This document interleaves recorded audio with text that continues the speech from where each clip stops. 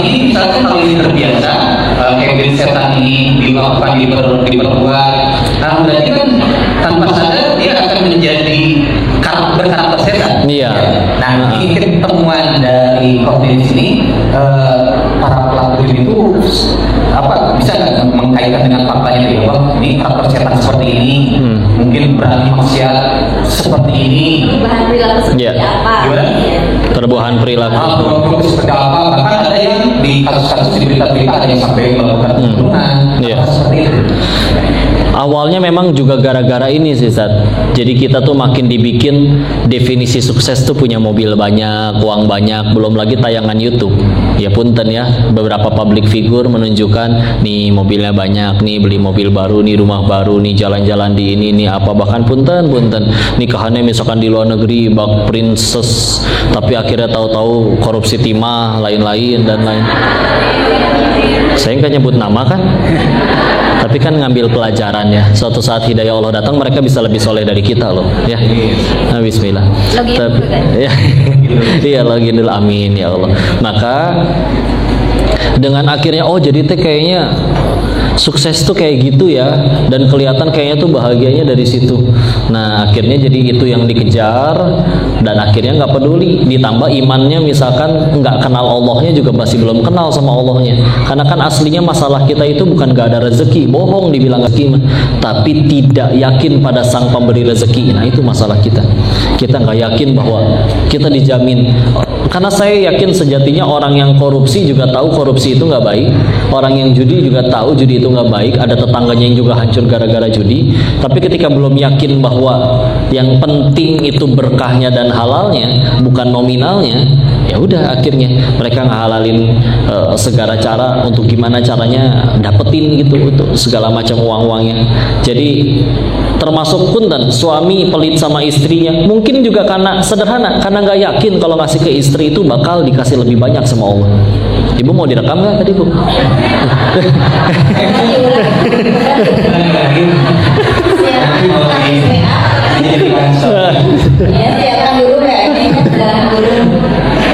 Iya benar, kita cuman kurang yakin sama Allah. Sampai kalau misalkan kayak istri pelit, suami pelit sama istri, ya punten mungkin belum cukup yakin bahwa kalau ngasih makin banyak ke istri, makin banyak dikasih juga oleh sama Allah ya. Pak, mau saya serangan balik nggak buat para ibu-ibu? Jangan ya, ini marah dimanfaatkan. Tapi balik lagi, Zat. Jadi masalahnya tadi udah kiri kanan menunjukkan sukses dan bahagia itu dari situ, ditambah kitanya ya punten ya hiburan makin di mana-mana, terlepas masalah hukum hiburannya seperti apa. Tapi kan kita tahu kapan peradaban itu maju kan ketika ilmu dijunjung tinggi di situ. Kapan peradaban itu akan turun? Justru ketika hiburan yang paling semarak di situ. Karena kan jadi kuat, jadi naik derajat kan, yarfa'illahu alladziina aamanu minkum walladzina utul ilma darajat, pakai ilmu ya. Makanya setelah pulang dari sana, kenapa jalan ini yang diambil? Yuk ngenalin Allah aja, ngenalin Allah. Karena Bismillah udah kenal Allah, yakin sama sang pemberi rezeki, nanti ninggalin sendiri. Karena sebetulnya udah ada iman itu di hati. Contoh punten, lagi puasa, terus ambil wudhu. Siapa di sini yang lagi puasa ambil wudhu pas kumur sekalian minum? Ada nggak yang berani? Nggak ada yang tahu padahal, Pak. Sendirian di tempat wudhu, tapi sekalian gitu, nggak ada yang berani kan? Itu tanda ada iman tuh, tanda bahwa Allah tahu kok meskipun itu kejadian di mulut saya. Nah nanti ketika akhirnya makin kenal Allah makin ngelebar, sampai kan ini tanda tangan nih, nanti kalau tanda tangan ini nih kamu dapat terima, dapat sogokan, dapat apa? Karena yang lebih dikejar bukan yang aku suka lagi, tapi yang Allah suka ya. Karena ketika akhirnya mereka merasa bahwa bahagia itu dari duit, dan judi itu memberikan peluang dapat uang cepat, dan sekali lagi bukan karena menang tapi karena lagi dikasih sama bandarnya, Makanya udah mah nggak yakin sama sang pemberi rezeki, tergila-gila pengen kaya cepat, bahagianya adalah dengan banyak duit, bukan dekat dengan Allah. Akhirnya udah segala hal udah disikat. Dan kapan kecanduannya? Seperti yang saya kemarin cerita di PYI, kalau misalkan ada ikut datang, sebetulnya nggak ada orang yang uang segitu-segitunya terus dia nyemplungin uang bener-bener tinggal buat makan. Kalau dipakai judi dan kalah, saya bakal mati kelaparan gara-gara nggak bisa makan. Itu biasanya nggak main judi, tapi mulai masuk ke dalam lingkarannya ketika misalkan hari ini, besok gajian, hari ini masih ada sisa duit GoPay bekas gaji bulan lalu belum habis, dia masukin, menang lagi 20 juta lagi dikasih. Tahu bulan depannya dia ada sisa uang gaji lagi, dia inget tuh kemarin aja menang, masuk GoPay lagi. Kalau kalah bisa ngeles, menang yang kemarin lebih gede, padahal menang yang kemarin udah jadi barang, atau udah kalah judi lagi. Menang kalau jadi barang pun biasanya dijualnya cepet karena ngerasa jualnya gampang, belinya gampang, dapat duitnya. Yang repot kan kalau udah kalah nih, kalah GoPay, dia mikir, saya tinggal taruhan lebih gede. Kalau menang kan kalah saya yang GoPay balik, nyemplung misalkan sejuta kalah, dia tinggal kemenangan bulan lalu lebih gede, lagian saya tinggal taruhan lebih gede, nanti kekalahan yang tadi balik. 2 juta dicemplungin, kalah lagi, ya tinggal taruhan 4 juta, balik kok 2 jutanya. Sekali menang aja 4 jutanya masuk, kalah lagi, udah mulai tuh, waduh itu gaji saya sebulan ke depan. Pilihannya, saya nahan lapar sampai gajian bulan depan, atau maksain nyari duit 8 juta karena hanya dengan 1 kali kemenangan, duit saya yang kalah tadi bakal balik. Teman lewat naik motor, pinjem deh bro, mau ke warteg, taunya digade 8 juta. 8 juta masuk, kalah lagi, makin kebakar itu kepala. Pilihannya nahan lapar sampai bulan depan, atau repot nih urusan ngilangin motor orang, atau maksain nyari duit 16 juta karena sekalinya menang, motor teman balik, kekalahan saya balik. Maksain nyari duit 16 juta, datang ke rumah ibunya, dicuri surat rumahnya, surat tanahnya digade, masuk, kalah lagi, udah. Bandar kalau udah nyampe dia di titik itu melalui algoritmanya, gak akan dikasih kemenangan sama sekali, karena kita tahu dia sudah mentok. Otaknya cuma bisa mikir, satu-satunya jalan keluar saya cuma menang judi, tinggal kita gak kasih menang. Nanti dia kalau nggak main lagi gimana? Berarti udah mentok. Tapi sebelum mentok dia pasti maksa, karena pilihannya tadi, nahan lapar berbulan-bulan atau balikin kemenangan dengan saat ini juga, tapi harus nyari modal lagi. Gak semua orang berani nyuri, pinjol, ya, foto sama KTP, ya. Belum dosa ribanya. Tapi ya di situ singkatnya. Makanya kemarin tuh disebutnya bukan kecanduan loh, saya nyebutnya kabelejog gitu mah. Ya. Akhirnya nyuksruk dia tuh, terjebak karena nggak rela dengan kekalahan yang kemarin. Coba kalahnya hari ini, padahal nabungnya berbulan-bulan. Kadang nggak semua orang ridho kan. Coba nabung 1 tahun penuh, hilang dalam 1 hari. Pilihannya balikin dengan cara menang hari ini juga, tapi harus nyari modal lagi, atau tadi nabung lagi sampai berapa tahun ke depan. Nggak semua terima kan. Karena kalau udah bisa dari awal jangan sentuh sama sekali, karena dikerjain serius gitu. Kita mikir bandar itu adalah orang yang berjiwa tulus pengen bagi-bagi duit kepada semua pemainnya. Mustahil. Kalau dari awal mereka pengennya bagi-bagi duit, yang dibangun lembaga zakat infak sodako, bukan website judi.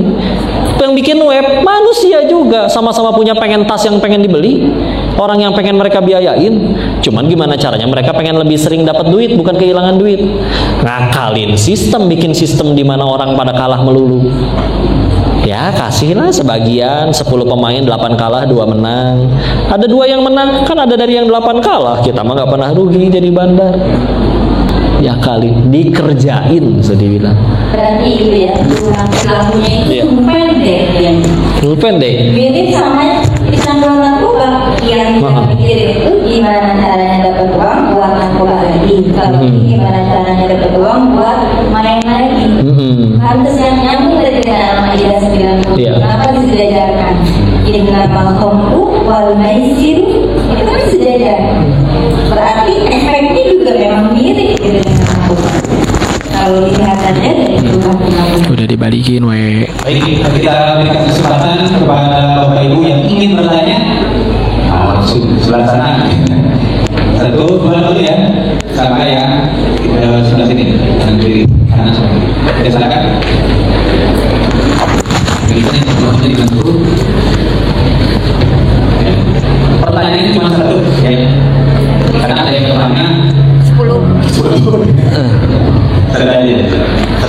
Cincin untuk apa? Kenapa?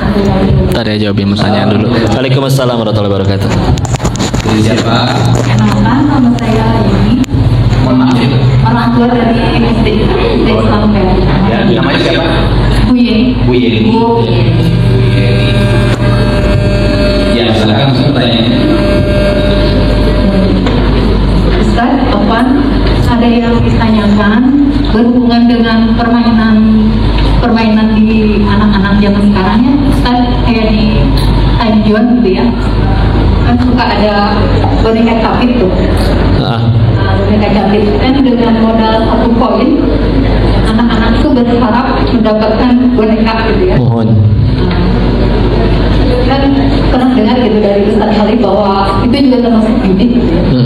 Bagaimana cara menjelaskan kepada anak umur 8 tahun untuk kakaknya anak saya kedua umur 8 sama 10 tahun. Kalau yang udah 10 tahun dia udah ngerti gitu bahwa gak boleh gitu kan. Kalau yang umur 2 tahun, 8 tahun itu dia udah ada rasa takut gitu. Karena saya liatin gitu waktu ke Thailand itu dia muterin mesin yang capit gitu ya, boneka-capit.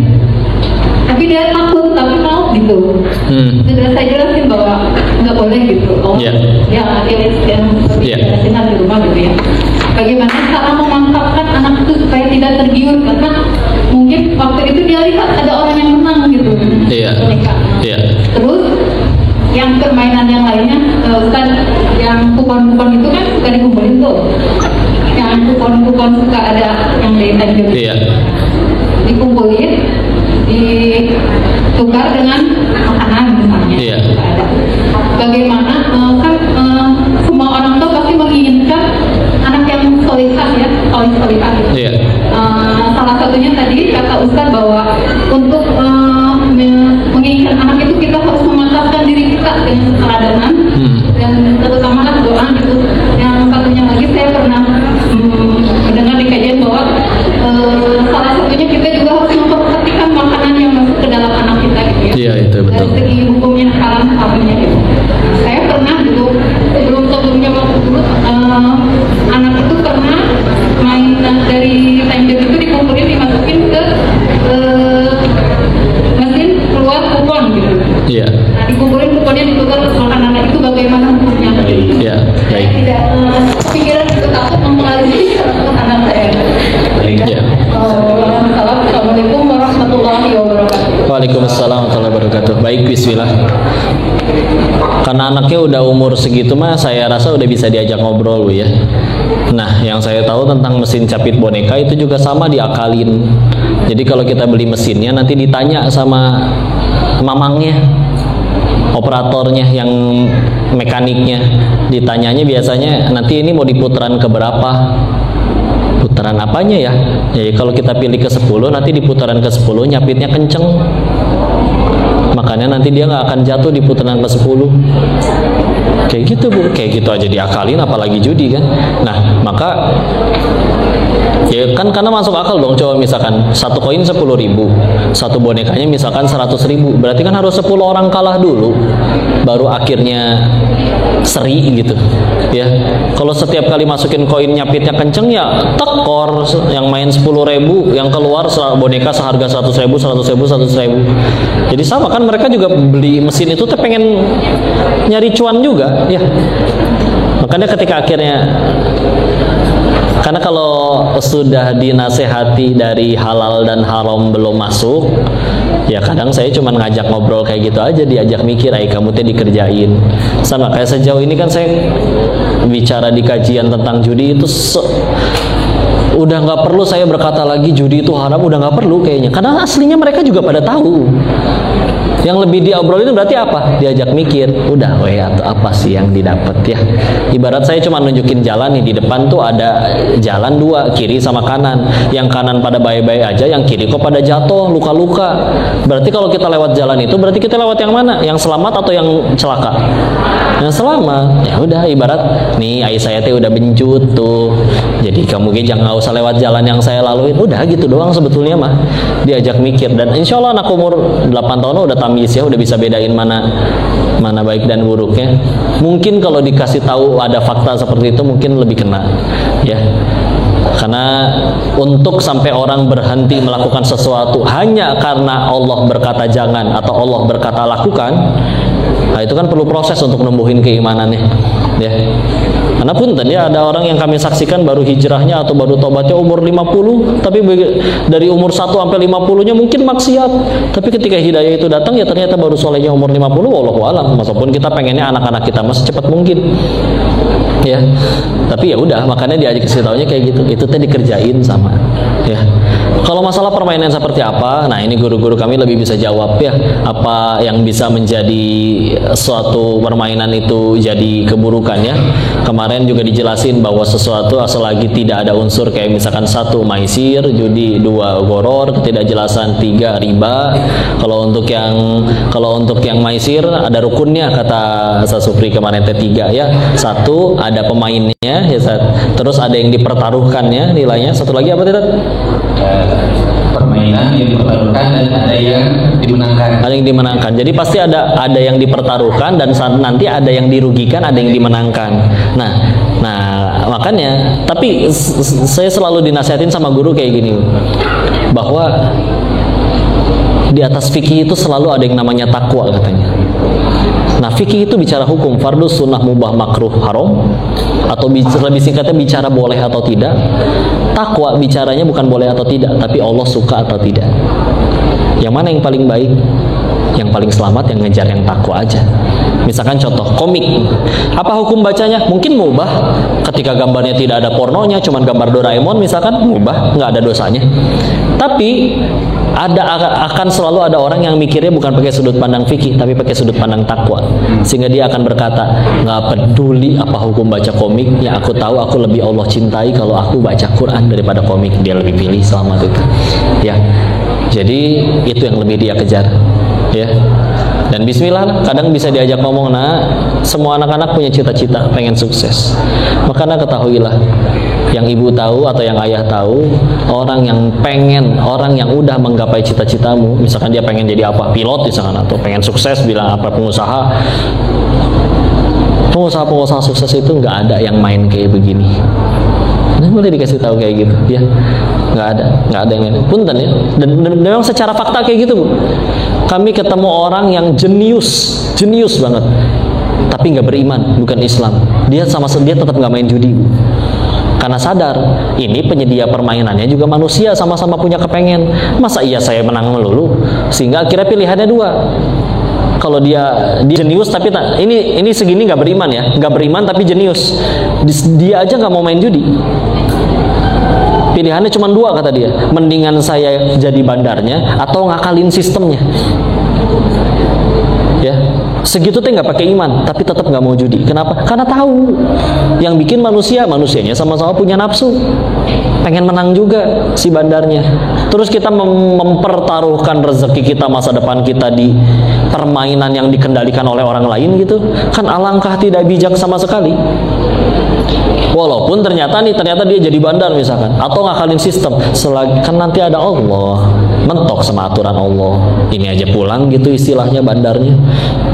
Karena iya nyeting untuk supaya menang terus, player kalah, kami kenyang makan duitnya, iya. Tapi udah ketemu aturan Allah mentok. Nggak bahagia juga. Ya akhirnya ketika akhir hijrah tuh bahkan dicuci lagi, yang saya sering cerita. Duit yang dibawa pulang dari sana ya hancur lah, ketipu lah, ya bangkrut lah usaha yang dibuka di Indonesianya, sampai mulai lagi dari nol, dari jualan kaos kaki lagi di emperan, jadi kurir JNT nganter-nganterin paket. Ada episode kayak gitu. Tapi untuk apa? Ternyata pertolongan dari Allah, sisa uang haramnya jadi nggak ada yang kemakan. Walaupun dulu ngambek, percuma hijrah apaan, nonggeng, sujud, sholat, mana duit yang di sana malah habis semua. Ternyata pertolongan, sisa duit haramnya nggak ada yang kemakan. Ya, akhirnya malah ya udah. Tapi ya perlu waktu buat nyampe ke sana, ya diajak ngobrol kayak gitu aja. Nggak ada. Yang lebih jenius dari kita aja deh, nggak ada yang main kayak ginian. Yang ada mereka malah bikin gituannya. Tapi mentok sama aturan Allah. Udah, mau sukses mah nggak main kayak ginian. Ya, main yang lain aja. Bismillah. Wallahu a'lam bishawab. Jadi untuk bagi pesan bagi ayah muda dalam menghadirkan sifat takwa kepada anak Nah, tadi juga disampaikan bahwa ini fondasinya berarti akidah atau tauhid juga. Iya, insya Allah. Baik, pertanyaan yang kedua, tadi yang kedua.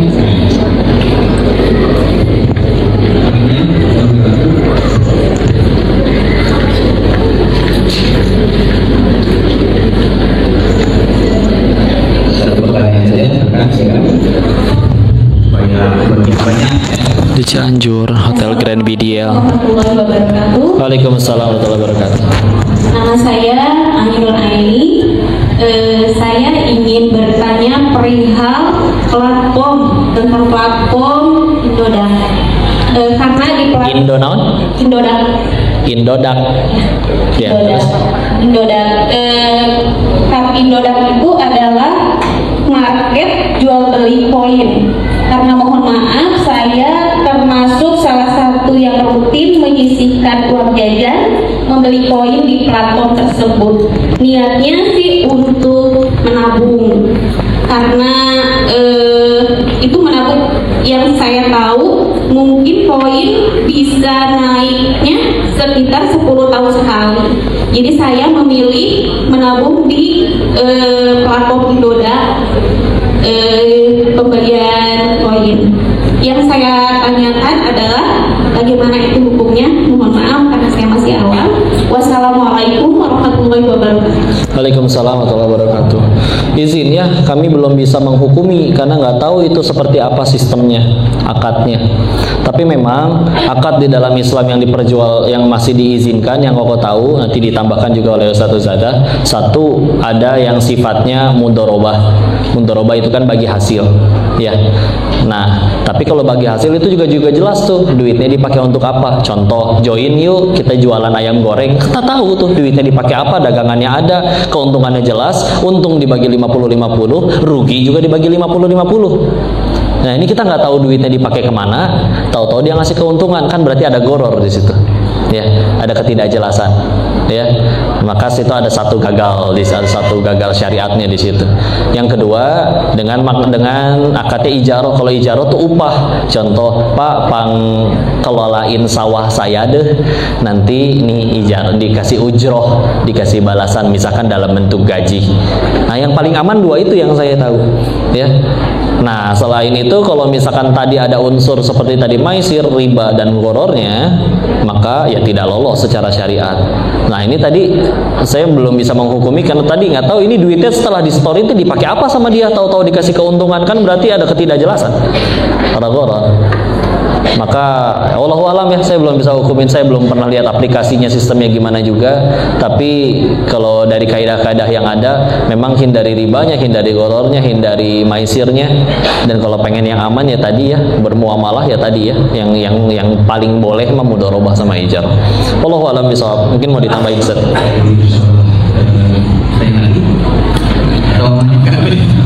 Kenapa dulu ya sedikit ya? Memang tadi sudah disampaikan oleh Kode ini bahwa ada makanya yang harus diperhatikan adalah akadnya ya. Karena tadi ada akad berubah, jadi harus jelas apa yang diusahakan, ya transaksinya kayak gimana, akad-akadnya kayak gimana, akad dijalur juga, ya. Kemudian yang ini juga yang jarang terpantau akad perlu pinjam-pinjam. Ketika kita ngasih uang, itu nanti dipinjam, dipinjam digolangkan, kemudian dipinjam sama yang pegang uang tadi, berarti bisa khawatir karena dengan ini hadis ini kullu qardin dalam manfaatan dua riba. Setiap utang piutang yang bisa mendatangkan manfaat, mendatangkan tambahan atau manfaat apapun, maka manfaat tersebut bisa riba. Nah, oleh itu kalau Bapak Ibu di sini ingin lebih detail lagi terkait muamalah seperti apa, dasar-dasarnya mungkin bisa nanti daftar di Visi Surga, ya, iklan kelasnya, ya, ada iklan kajiannya, ada kajian muamalah khusus ya.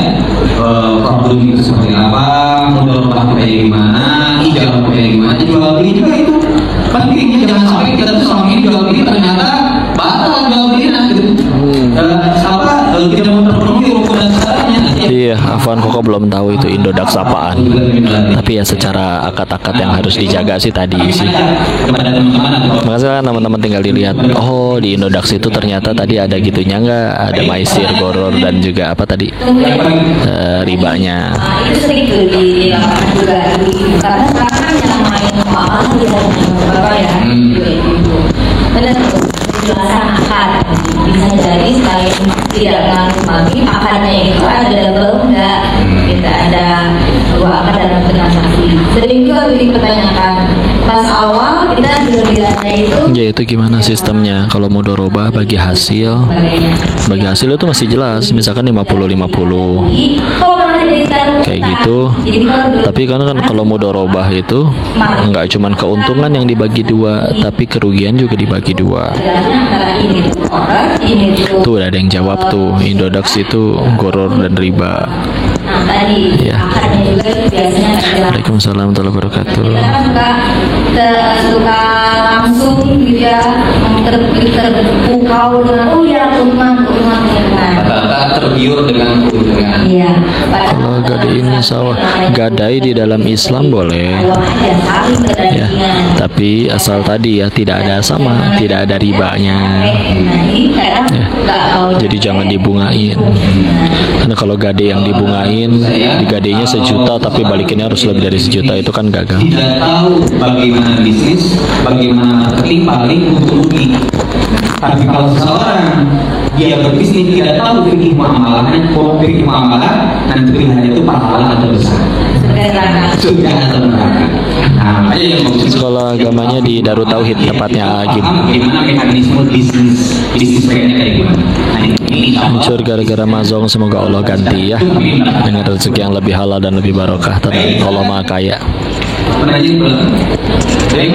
Gadai di Pegadaian Syariah. Gini, alhamdulillahnya di Indonesia itu kalau ada perusahaan yang ada namanya perusahaan syariah, dia punya dewan syariah. Dewan syariah itu para asatidz yang menjamin semua produk di situ tidak ada gagal syariah, tidak ada pelanggaran syariah. Izin kau jawab dulu ya. Waalaikumsalam warahmatullahi wabarakatuh. Sebenarnya kembali ke pertanyaan kami tadi, ada 2 hal kan, doa sama peladanan. Tadi disebut membuat kagum. Nah, saya pengen tahu gimana tipsnya membuat anak itu kagum terhadap airnya di luar usaha langit ya, seperti itu. Cukup ya? Baik, bismillah, masya Allah. Jadi ternyata kadang nggak terlalu yang gimana-gimana Pak. Kayak misalkan punten ya, dulu awal menikah saya ngiranya bahwa jadi suami yang keren dan mengagumkan bagi istri untuk supaya dia bisa taat dan yang lain-lainnya, misalkan harus ya mohon maaf misalkan harus kaya kah, atau harus ya berpenampilannya gimana kah, dan yang lain-lain ya. Tapi kadang ternyata Pak, sejauh ini saya menikah, ternyata yang paling Teh Yunda inginkan cuman waktu saya Pak. Dia justru nggak suka kalau saya terlalu capek, banyak kegiatan, nggak pernah minta beliin itu, beliin ini, beliin apa. Dan kerucap, saya nggak pernah bangga, kamu ganteng, kamu kaya, kamu apa. Tapi kalau ada waktu untukku, memperhatikan, meratukan, kadang yang cuma dipengen cuman itu. Sebagaimana kadang laki-laki ya, kadang kita gitu nggak pengen ya sang istri setiap hari pakai dandanan princess, kan repot juga pakai gaun tiap hari ya, misalkan ya. Tapi kadang punten kita laki-laki nih lagi di luar lagi bagus banget usaha, misalkan semua memuji atasan, bawahan, ini atasan, ini bawahan ya, pelanggan semuanya kagum, semua mencintai gitu. Tapi ternyata nyampe rumah, satu-satunya wanita yang seharusnya paling taat kepada kita secara syariat, ternyata malah sering ngebangkang. Hancur Pak hari itu bagi kita. Atau dibalik, hari itu kita lagi hancur banget, atasan memaki, pelanggan marah, bawahan komplain semuanya. Tapi kita teringat bahwa ada satu wanita di rumahku yang akan selalu taat, mendukungku apapun yang terjadi padaku. Itu bisa tenang gitu. Berarti kan kita aja kan gak melulu harus ya putih, tinggi, langsing kayak bihun gitu, nikah sama bihun misalkan ya. Ternyata gak selalu itu kan. Maka tadi ya, makanya kenapa tadi bahasannya seperti tadi, karena memang satu jalur langit itu udah jalur paling benar. 2, ternyata yang diinginin setiap wanita beda-beda Pak. Wallahu alam, memang beda tujuan orang-orang. Di Thailand saya pernah ngeliat ada istri yang minta cerai dari suaminya gara-gara tidak dibeliin mobil yang kelima. Ada. Berarti kan yang punten ya, berarti perempuannya ya sukanya duit, ya mau nggak mau itu mah bahwa. Tapi demi Allah di Cianjur ini, di antara yang hadir nih, pasti ada istri yang suaminya pulang cuman bawa seblak tapi tetap bahagia. Ada? Tuh. Nikmat mana lagi yang lebih mahal dari itu, Pak? Istri nggak neko-neko. Kemarin Bapak tahu novel Baswedan, Pak? Penyidik KPK yang disiram air keras itu, Pak. Beliau bilang gini, koruptor-koruptor yang saya tangkap hampir semuanya bukan yang nggak kaya, tapi ketika mendapati di rumahnya ada mulut yang nggak pernah puas. Makanya dulu ya, ini para istri dengerin dulu nih ya. Ini ucapan para istri soleh di zaman dulu kepada para suaminya. Mereka selalu bilang kayak gini, suamiku, kami tahan pahitnya kelaparan. Yang kami tidak tahan adalah panasnya api neraka. Maka jangan sekali-kali kamu pulang bawa yang haram ke rumah ini. Kadang punten, laki-laki jualan gak bisa selalu rame kan? Terus udah takut, ya Allah anak istri saya gimana? Kita siap, kita yang dibanting, kita yang dihina, kita yang kelaparan. Asal jangan anak istri saya. Nyampe rumah, ya Allah jualan cuma dapat segini. Meluk istri minta maaf, tapi istri malah berbisik, gak apa-apa ya, kami tahan pahitnya lapar. Yang penting jangan sekali-kali kamu pulang bawa yang haram. Selagi ini halal berkah, yuk kita nikmatin sampai surganya Allah. Segagah apapun itu laki, luluh itu pasti ya. Tapi sok bandingin, hari ini dapat duit banyak, nyampe rumah nih mah 100 juta, istrinya malah berkata, "Pah, mikir dong, lihat tuh tetangga kamu, dia tuh bawahan kamu, masa mobilnya lebih bagus dari kita? Pikir Pak, pikir." Oh udah, film azab ya, tak asli. Ada suaminya, mana? Bentar. Bagus ya, acting saya bagus ya. Film azab ya. Ya tapi gitu kan, aduh kalau nggak ada. Jadi gimana cara bikin kagum ya? Saya nggak kenal istri bapak, apa masalahnya? Nggak kenal istri bapak, nggak kenal anak-anak bapak, nggak tahu apa yang mereka cintai. Tapi kadang ternyata Pak, biasanya nggak melulu yang macem-macem gitu, nggak melulu harus dibeliin jam tangan gimana dulu, tas gimana dulu. Kadang yang paling mereka inginkan sederhana, waktu. Coba anak-anak kan, mereka bisa nangis jadi ketika ngelihat dijemput orang tuanya di sekolah, giliran dia, mana ya papa mama saya nggak pernah jemput, saya dijemput. Padahal naik mobil mewah dan punya supir. Bisa iri sama yang dijemput orang tuanya naik motor. Itu kalau di zaman saya sekolah, karena sekolah swasta, sekolah Katolik ya, kebanyakan kongko, cinci, anak-anak Chinese ya. Itu yang pada naik mobil itu teman-teman saya yang dulu pada lebih kaya Pak, bisa iri sama yang dijemput ayahnya naik motor. Karena dia seumur-umur katanya dari TK sampai SMA nggak pernah selalu dijemput supir. Padahal uang jajan luar biasa. Jadi ya Allah alam, yang penting tadi jalur langitnya kuat. Kenapa jalur langit? Karena kan hati anak-anak dan istri kan digenggam oleh Allah. Tugas kita melayakkan diri kita di hadapan Allah. Ketika di hadapan Allah udah layak, Allah yang nanti bolak-balikin hati mereka insya Allah. Wallahu a'lam bishawab. Saya ingin nasihat untuk kita saat ini. Iya. Letak kunci wibawa suami itu di menegakkan keuangan. Iya. Di keuangan sejalan dengan Anissa tidak pada keuangan itu ya sejauh mana suami menegakkan konsisten menegakkan syariah di rumah. Nanti seperti apa hukuman keuangan syariah ini seperti apa ya kejadian memang banyak. Ada memang itu yang lebih banyak harus banyak daripada suami. Tanggung jawabnya itu keuangan adalah konsisten menegakkan syariah di rumah. Selanjutnya kalau yang lebih disayangi dari bawahnya yang kenali bahasa asing istri dan anak. Nah ini juga panjang lagi nanti.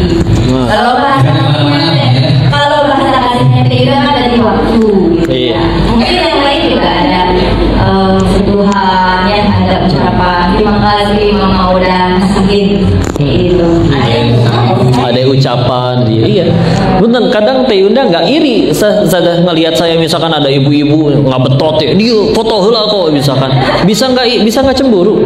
Tapi dia bisa lebih cemburu kalau saya udah malam masih baca kitab, nggak ada waktu buat ini bercanda ngobrol-ngobrol. Karena ternyata ngomongin yang nggak penting dengan pasangan adalah penting.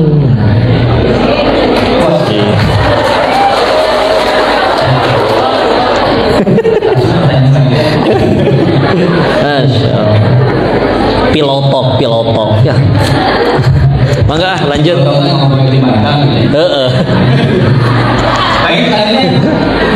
Seur dahdir teh. Sudah kita Ada lagi nggak dari bapak-bapak lagi? Tadi kan 2 dari ibu. Sekarang dari bapak-bapak lagi. saya belum benar. Yang kita yang pakai Gimana kalau nyimpan uang di bank? Banknya apa? Kalau bisa jangan bank konven ya, karena dia nyari untungnya kan dari riba. Mana? Oh itu. Waalaikumsalam warahmatullahi wabarakatuh. Nama saya Nabila dari Bayam. Jauh. Dari mana? Cipayung. Oh, masya Allah, masya Allah. Mangga. Bagaimana cara kita mendidik anak di sekolah tanpa melakukan kekerasan seperti beat, kemudian dari perkataannya dengan background anak yang berbeda-beda. Ini Bu Gulu berarti. Ya kadang punten ya.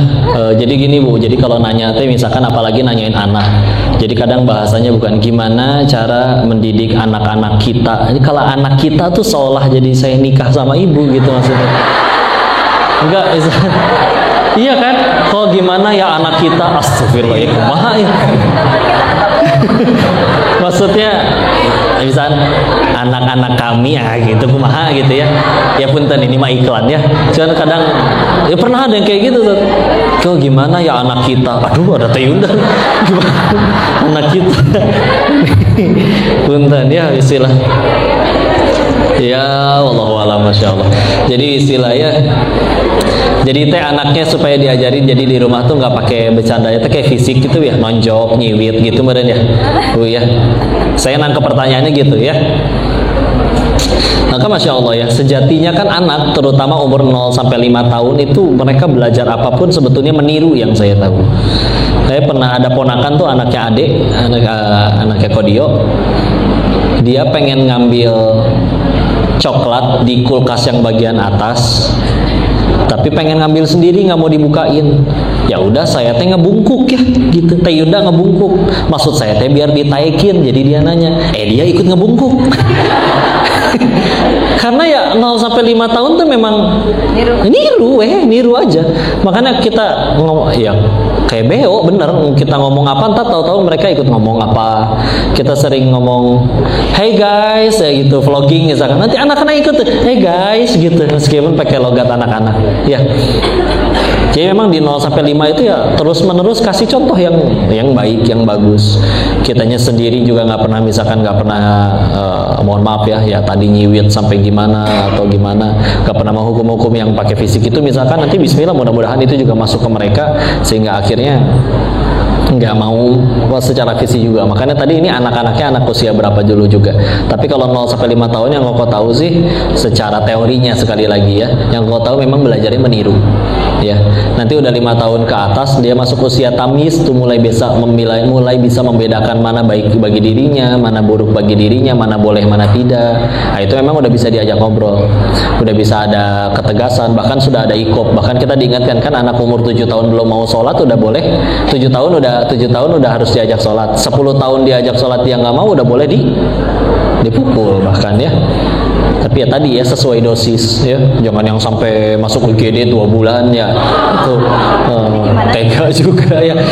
Jadi ya Allahu a'lam ya, bismillah. Satu tadi kita doa dan keteladanan tetap jalan, dan terus berikan contoh-contoh yang terbaik. Kalau udah bisa diajak ngobrol ya memang balik lagi cuma dikasih obrolan teladan yang baik, yang insya Allah makanya tadi 2 pilar itu dapat, doanya jalan terus, keteladanan dapat. Orang kalau udah kagum kayak misalkan punten ya, kadang saya ketemu misalkan sama Agi misalkan, atau lagi ketemu kemarin atas izin Allah ketemu Ustadz Adi, kadang apa yang mereka sampaikan bisa jadi kita udah pernah dengar atau pernah baca, tapi kadang kalau mereka ngomong langsung depan hadapan kita, apalagi sambil dipegang gitu, kadang dirangkul gitu, memang beda sih dampaknya, efeknya ketika kita udah kagum sama seseorang ya. Maka ya tadi makanya pentingnya doa dan keteladanan, sisanya mah tinggal masalah retorika penyampaian, insya Allah semua asal pakai hati mah bisa nyentuh lah ya. Allahu a'lam bishawab, mudah-mudahan selalu berikan teladan terbaik ya. Mungkin ditambahkan oleh Ustaz. Dan ada satu lagi ya. materi dalam. Assalamualaikum warahmatullahi wabarakatuh. Waalaikumsalam warahmatullahi wabarakatuh. Perkenalkan, nama saya Leni dari Karangtengah. Ya. Ini terkait parenting anak. Tadi kan ada 17 percakapan antara orang tua dan anak. Yang pertama percakapan antara ibu, ayah dan anak. Yang kedua percakapan antara ibu dan anak. Dan 14 sisanya adalah percakapan antara ayah dan anak. Bagaimana untuk orang tua tunggal kan tidak ada ayah gitu. Atau kayak untuk ayah dan ibu itu cara mendidik anaknya berbeda, bertentangan. Itu aja, terima kasih. Baik, izin Ustaz, insyaallah. Makanya alhamdulillah kan di Al-Quran juga ada contohnya yang istilahnya tidak ada ayahnya ya. Kayak misalkan Allah alam, nanti koreksi ya, seingat saya ketika Maryam melahirkan itu nggak melulu bisa didampingi oleh Imronnya ya, sehingga akhirnya kependidikan atau kepengurusan Maryam itu diserahkan kepada orang yang solih, yaitu Nabi Zakaria alaihissalam. Ini dalam artian apa? Ini dalam artian apa? Alhamdulillah bisa dipertemukan dengan guru baik misalkan di sekolahnya yang bisa kita amanahi, memang kita percaya ketakwaannya, kesolehannya. Walaupun nanti kalau di kitab-kitab adab ada nasihat untuk mencari tahu siapa guru yang paling baik, ternyata nggak melulu patokannya ilmu saja. Ternyata kalau kayak di kami dengan Ustazah Milda di Mahadimus Sunnah dulu ngaji kitab Tazkiratus Sami wal Mutakalim, salah satu indikator guru yang paling baik salah satunya adalah yang paling waro katanya.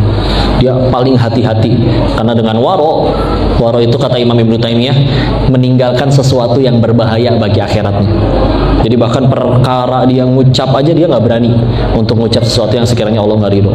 Termasuk apa aja, ini misalkan belum dikasih izin, meskipun ada depan mata, nggak ada CCTV, nggak ada apa, nggak akan berani karena berhati-hati, nggak mau ya. Pakai tabung gas juga nggak akan berani yang 3 kilo karena ada tulisannya hanya untuk masyarakat. Ayo pada pakai tabung gas 3 kilo nggak? Ini latihan waro nih ya, karena itu jadi murah karena apa? Subsidi, berarti ada seharusnya yang layak membeli yang disubsidi itu, terus yang harusnya layak beli jadi nggak bisa beli karena dibeli oleh yang seharusnya tidak boleh beli. Oh, demi Allah ada tanggung jawabnya itu di akhirat. Ini beneran ya. Di kantor ada printer, ngeprint, istri mau jualan kolek, ngeprint selembar, nggak izin ke atasan, dimintai pertanggungjawaban demi Allah itu. Kan yang punya kantornya beli printer sama tinta untuk keperluan kantor, kita pakai buat keperluan pribadi tanpa izin. Wah, itu repot. Itu tadi bicara tentang waro ya. Maka kalau misalkan dia single parent, misalkan hanya ibunya saja, maka alhamdulillah silakan. Kalau dia misalkan mudah-mudahan punya paman yang bisa jadi role model ya istilahnya untuk mendidik. Karena kalau misalkan dia Maryam, pakai contohnya adalah Nabi Zakaria yang akhirnya mendidik beliau sampai akhirnya jadi anak soleha juga ya. Bismillah. Nah kalau misalnya boleh ke pesantrennya atau kemana ya, ke guru, pokoknya dicarikan siapa yang bisa menjadi guru yang baik ya. Walaupun terserah, ini dia dalam bahasan terserah nanti ibunya pengen ada jodohnya menikah lagi, wallahu alam atau enggak. Tapi memang silakan diantarkan, dicarikan kepada yang kita coba seleksi mana guru yang baik ya, mana guru yang baik untuk bisa ngajarin. Tadi satu tentang single parent, yang kedua tentang apa tadi? Itu aja ya? Mana yang boleh, mana yang tidak boleh di rumah ya. Ketika misalkan kata mamanya boleh, kata ayahnya nggak boleh, bingung dia. Enggak, kata mama boleh. Pas mamanya ngelarang, enggak, kata papa boleh. Kudu sepakat dulu nih, kudu beres. Nah, di rumah ini tidak ada game ya, misalkan. Itu sepakat dulu. Jadi keluar pun dia ketemu game sama teman-temannya, di rumah dia udah nggak bisa lagi. Ya. Jadi pengaruh orang tuanya masih lebih kuat daripada apa yang anak itu temuin di rumah ya. Makanya memang kudu duduk berembuk. Itulah pentingnya visi misi yang sama ketika menikah. Karena kalau visi misinya beda, misalkan yang satu pengen jadi selebgram, yang satu pengen jadi hafiz Quran, itu repot nanti. Yang satunya sibuk tiktokan misalkan, yang satunya sibuk ngapalin, itu dia bingung nanti anaknya. Nah, itu udah bener-bener dari awal sepakat ya, tujuannya sama-sama pengen ke surga, visi misinya diambil gimana. Makanya kadang punten kalau misalkan ada ada gerakan-gerakan dakwah yang istilahnya menganjurkan untuk supaya ya kalau bisa yang sama-sama satu visi misi, satu pergerakan, ya memang ya lebih untuk menjaga, karena nanti lebih mudah untuk ngedidiknya.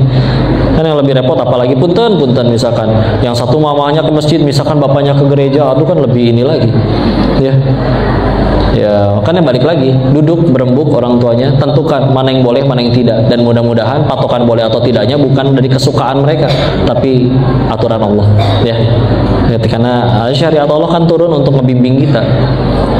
Baik kata syariat karena pasti baik buat kita, dilarang oleh syariat karena pasti buruk untuk kita.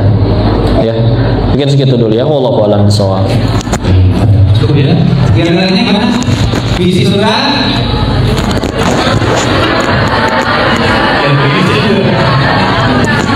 Rumah kita tangga menuju surga. Insya Allah mudah-mudahan yang di sini nanti pas di rumah satu visi. Visinya apa? Visi surga. Baik, sebelum ditutup dengan doa oleh majelis, nanti ada jeda kuis dulu. Iya, siap. Kuis sudah siap? Nanti kalau ada hadiah dari kondisi dari hadiahnya risol. Mana tersinggir kan? Bukan kode ya, Mas. Gimana? Bagaimana kita mainan bisa? Kita ada Bukan, karena ini hadiahnya dari Kodeni dan dari sponsor yang sampai. Ya alhamdulillah ya di Al-Quran juga ada contohnya bagaimana Nabi Ibrahim kan lama nggak ketemu Nabi Ismail alaihissalam, dari hamil ditinggalin, baru ketemunya lagi pada yang nyebut usia 13 tahun atau bahkan lebih, ya. Tapi memang di saat itu kan dua-duanya orang tuanya melayakkan diri, suaminya pergi ninggalin atas ketaatan kepada Allah dan melakukan ketakwaan, ibunya Ibunda Hajar juga seperti itu, dan dibangun narasi-narasi tentang Nabi Ibrahim, tentang ayahnya oleh ibundahnya, oleh Ibunda Hajarnya juga kebaikan-kebaikan. Jadi meskipun lama ketemu tadi sih, makanya penting banget ngelayakan diri di hadapan Allahnya, ya. Teman-teman yang mungkin berhalangan Seperti itu. tetap bisa. Waalaikumsalam warahmatullahi wabarakatuh. Enggak, banyak yang lebih ganteng dari sini. dalam logam mulia. Yang kau tahu, memang di zaman dulu Nabi juga beliau menggunakan jual beli menggunakan dinar dan dirham, emas dan perak. Yang ternyata kenapa dipilih? Ternyata kan kita baru tahu sekarang, ternyata dia lindung nilai ya, bahwa dia dia nggak turun nilainya. Jadi setahu Koko sih boleh asal belinya halal ya, nggak apa-apa, nyimpen dalam emas. Jadi untuk kuis ini namanya kuis Slido. Yang harus jadi perhatian adalah Ibunda Sarah adalah istrinya Nabi Ibrahim alaihissalam. paling tepat, paling cepat dia pemenangnya. Yang akan diambil Kajian di Cianjur saja. Ya. Jadi nanti Kang Irwan akan kirim link kuisnya dan saya sarankan gunakan Google Chrome. Ya.